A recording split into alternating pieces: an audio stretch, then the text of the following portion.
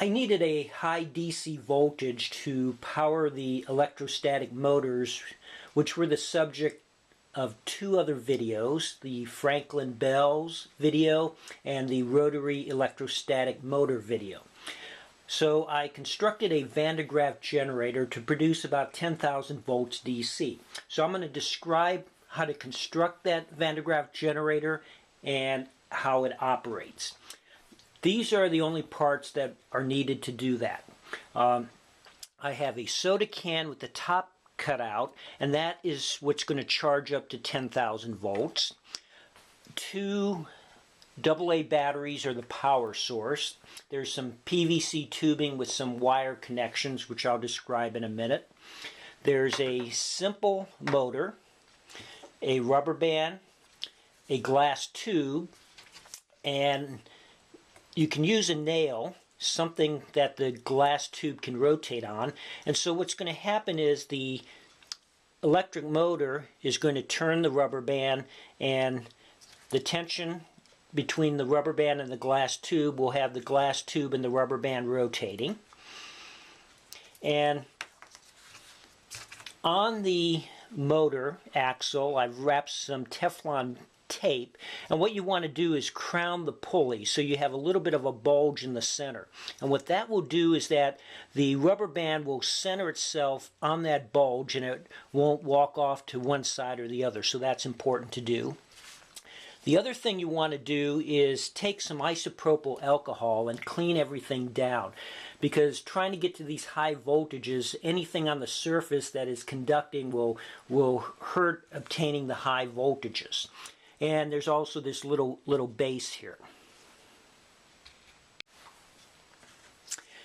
This piece is going to hold the motor, and I've drilled a hole here and put a wire through it, and you can see that I've frayed the wire a little bit here.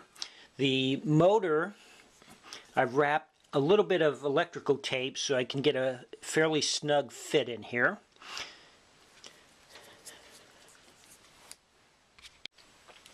On this piece I've drilled some holes, so this hole here is so that I can put the wire through with the frayed edges, and at right angles to it I have holes drilled, and what I will do there is I will put the glass slide on this piece of metal, which could be a nail, and the glass slide will be able to rotate on this. So now let me put the three pieces together.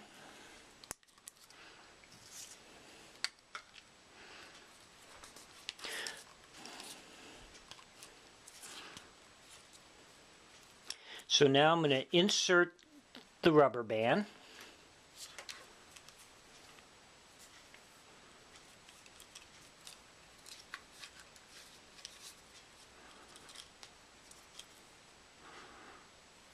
And now let's insert the motor.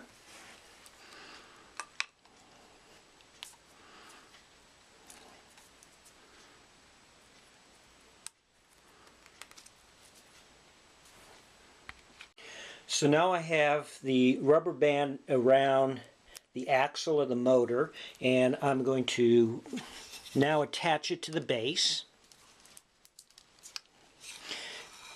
Okay, now at this end I want to insert the glass on the nail or piece of metal I have here so that the rubber band will go across this axle.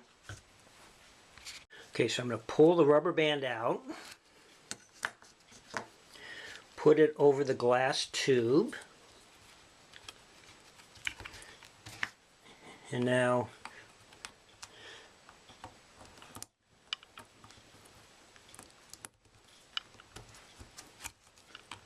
slide the metal rod through, and there you have it now. I will now attach the battery to the motor.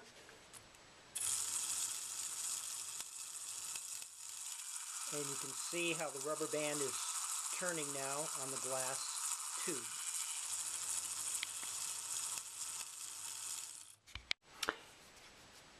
The wire that comes through in the top here, you can see how it's frayed edges are pointing towards the rubber band, and it cannot be touching. It's about 1/8 to 1/4 of an inch away.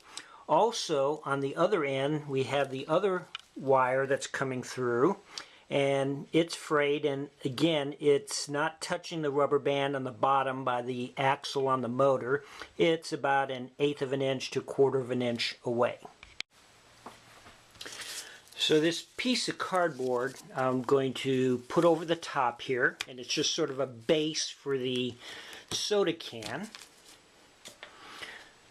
Okay, so now I want to make an electrical connection to the inside of the soda can to this top wire. And so I'm going to just tape the end of the wire to the inside of the soda can here, and then place it on top of the cardboard. So here's our completed Van de Graaff generator. So the wire that's on the bottom here, I will ground, and then when I attach the power supply to turn the motor, this can will charge up to about 10,000 volts. I've attached some strips of aluminum foil to the can, so when I turn on the Van de Graaff generator and it charges up, the aluminum strips will charge to the same potential as the can and be repelled from the can. And when I bring my finger in, I'll get a momentary discharge of the can. You see the strips collapse and then they come right back.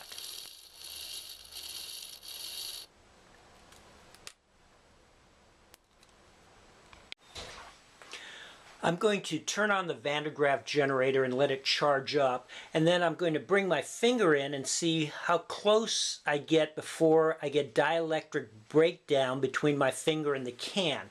Now, the dielectric breakdown strength of air is about 10,000 volts per centimeter.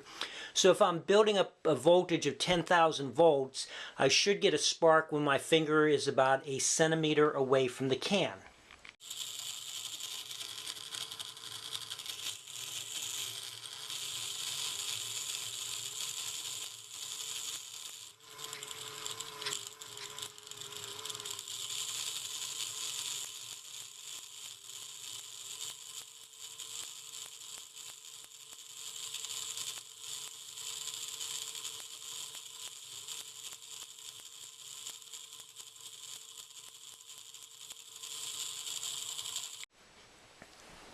This is an illustration of our Van de Graaff generator.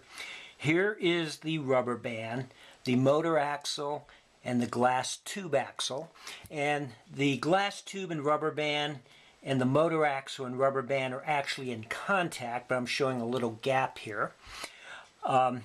Here is the soda can.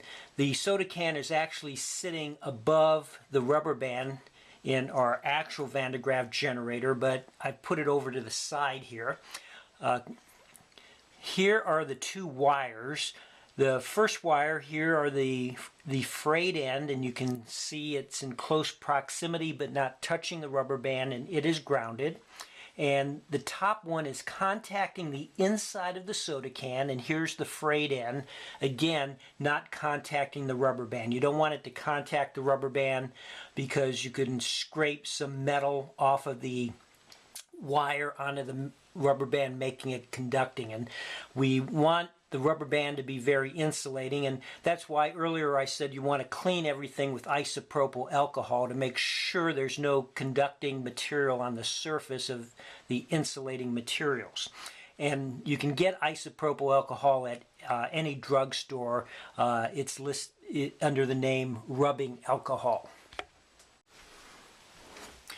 When we turn the motor on and it starts turning, the contact with the rubber band will cause the rubber band to start moving, and also the glass tube will turn as it's making contact with the rubber band.